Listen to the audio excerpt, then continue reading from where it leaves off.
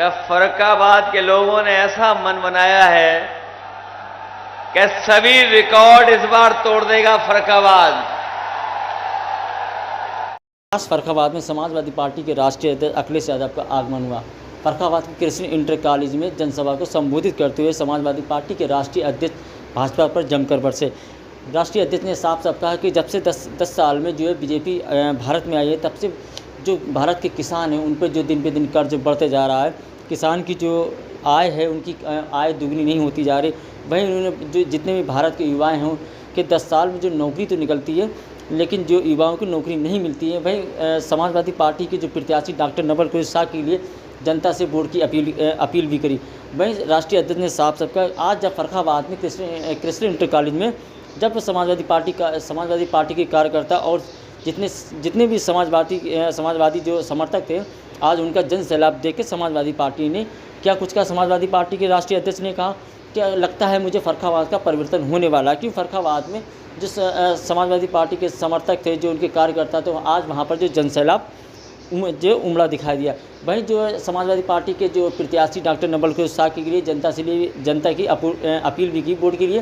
वहीं उन्होंने क्या कि फर्रुखाबाद के लिए इससे बेहतर जो है प्रत्याशी नहीं मिलने वाला है। प्रत्याशी पढ़ा लिखा और एक कैंसर सर्जन जो है डॉक्टर भी है। अगर जनता को कोई परेशानी होती है तो वो सबसे पहले डॉक्टर पर आ जाए, इसलिए हमने जो है फर्रुखाबाद के लिए पढ़ा लिखा प्रत्याशी दिया। क्या कुछ कहा अखिलेश यादव ने, आप बने रहिए हमारे साथ। इसलिए इंडिया गठबंधन और समाजवादी पार्टी ने तय किया है कि जब सरकार में आएंगे तो किसानों को लाभकारी मूल्य उनकी फसलों का दिलाने का काम होगा। किसानों को कानूनी अधिकार देंगे। जहां किसान इनके खिलाफ खड़ा है, वहीं यहां नौजवान यहां जो आए हुए हैं वो तो जानते ही होंगे, ये नौजवानों ने भी इस बार मन बनाया इनके खिलाफ, क्योंकि नौजवानों के साथ और उनके भविष्य के साथ ये सरकार लगातार खिलवाड़ कर रही है। जो नौजवान सपने देख रहे थे नौकरी और रोजगार पाने के, 10 साल में किसी को नौकरी नहीं दी इन्होंने। और ये उत्तर प्रदेश की सरकार जिसने जो परीक्षा कराई, हर परीक्षा का पेपर लीक करा दिया। बताओ हर परीक्षा का पेपर लीक हुआ क्या नहीं हुआ?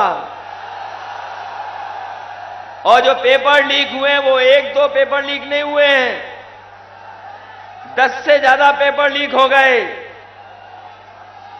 बताओ इस सरकार ने पेपर लीक करके आपको भविष्य को अंधकार में डाल दिया। केवल सवाल नौकरी का नहीं था, इन बीजेपी वालों ने नौकरी न दे करके हमारे नौजवानों के 10 साल नहीं बल्कि 1/3 जीवन खराब कर दिया। 1/3 जीवन खराब कर दिया हमारे नौजवानों का, कोई भविष्य नहीं। और फिर ये यहां तो फर्रुखाबाद फौज में भी भर्ती होती थी, ये राजपूत सेंटर है। यहां राजपूत सेंटर बड़े पैमाने में फौज में यहां के नौजवान जाते हैं। पहले तो भर्ती नहीं कराई, और जब फौज में नौकरी भी आई तो अग्निवीर वाली नौकरी आई। ये अग्निवीर नौकरी हम लोग कभी स्वीकार नहीं कर सकते।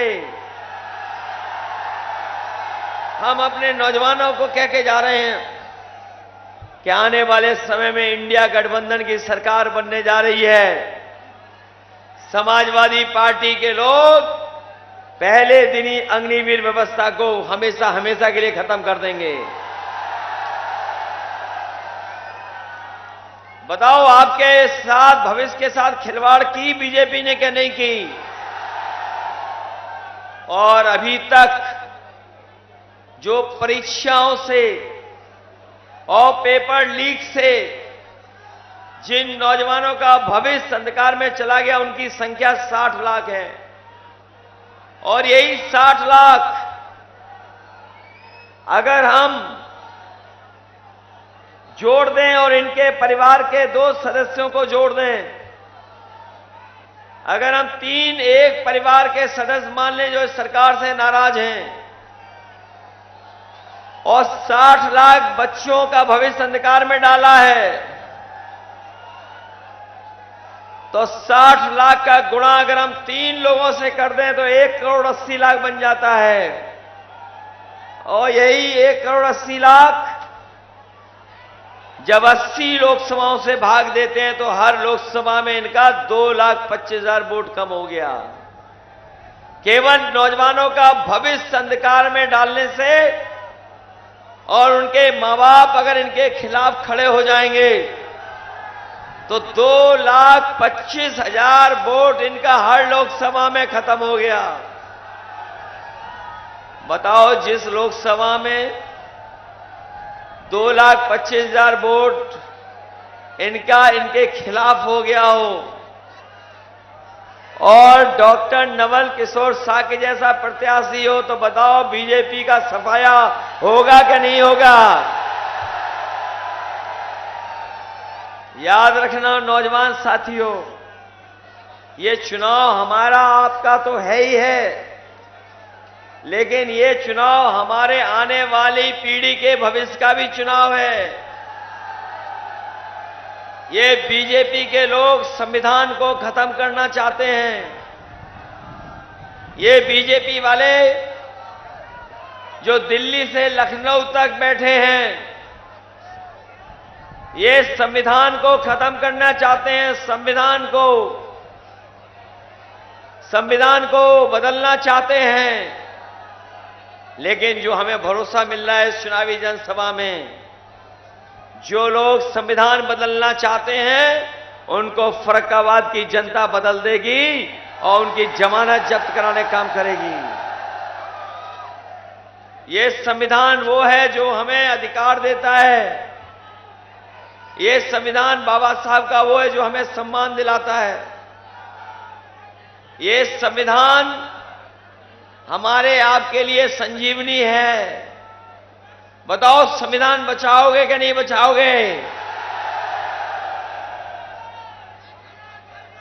ये कई सभाओं में हम लोग चर्चा करते हैं कि अभी तो अग्निवीर की नौकरी 4 साल की है।